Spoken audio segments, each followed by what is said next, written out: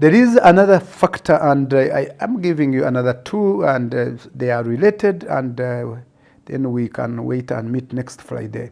Another factor is culture. The argument, there is a lot of argument that culture is so important, that culture affects development. Some of the political writers, some of the development thinkers, some of the people you hear talking at the United Nations, in Washington, in New York, in London, in Paris, in all these places, sometimes, and even professors and experts, they are arguing that culture is important. Especially they combine it sometimes with even ethnicity.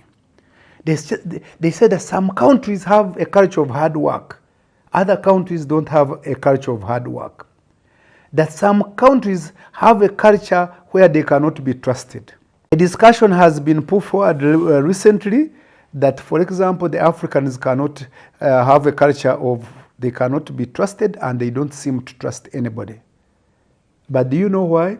Because Africans have the issue of trust issues because of one reason is their kings would engage in wars between each other and arrest, take them as prisoners of war and sell them in slave trade. Africans may not trust a lot because even those who are not sold by their chiefs and kings were grabbed by the slave traders and slavers, some of them who had come from Europe, and some of them had come from the Arab countries. So that also affected how these guys respect and trust became an issue. And then they were taken as slaves in the Americas, and there they were subjected to cruel and inhuman treatment. So they don't trust most other people.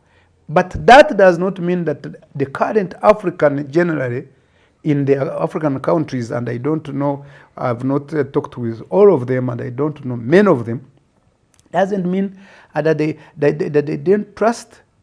They trust each other, and that cannot account for their lack of development. The other aspect is the issue of ethnicity and culture, that countries that have a lot of ethnic groups, what we could call nations even, that because there are many, one country has got 50 community groups or 20 community groups speaking different languages, that this is an aspect that they cannot develop. We have seen countries that have a lot of different community variations and community groups that have developed once the leadership was right and once they had these other aspects, including technology, including human capital development, including these other factors. So, in my view, culture or ethnicity doesn't explain whether countries are developed or not developed. But related to culture is also religion. And I will end with this. Religion is also not, we are not globally agreed that religion is important for the development of countries. This is not to say that religion is not important. Anybody here listening to me, anybody seeing me, I am not saying religion is not important in the process of development. I am saying that studies and research has found out that when most countries were developing, religion was not a key factor, contributor to their development. But religion was important for uniting these people, because people of the same religion tend to unite together. They go to the same mosque, they go to the same church, they go to the same Hindu temple. It is important.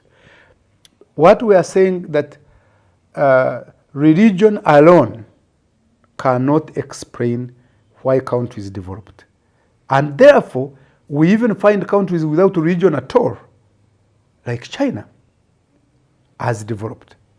We find countries like Japan who don't necessarily subscribe more to religion has developed. For your information, there are not even 1 million Christians in Japan. That is for information. Then we find, therefore, that some countries which are Christian are developed. Some countries which are Muslim are developed. Some countries which are other religions, Hindu, Buddhist, are also developed differently. So, religion, and some countries, you should know, the most religious parts currently in the world are the most poorest parts. Latin America, Africa, and parts of Asia. Those are the most religious parts of the world. And I tell you that the most populous, or the religions that have more people in the world, Christianity, both Protestant and Catholicism, Islam, Hinduism, and Buddhism. Latin America and Africa are the most blocks of the world with countries that have more Christians. Are they developed? But that does not necessarily mean that they are not developed because of religion. No, we are saying religion doesn't explain why countries are poor or developed. Countries can be religious but yet poor. Countries might not be religious at all but rich. So in our analysis and our development, don't also be obsessed with religion and you say it is a key for development. Worship your God through your religion and work hard. Religion is not a matter that will explain whether you are rich or poor. You will be rich as an individual or poor if you don't work hard.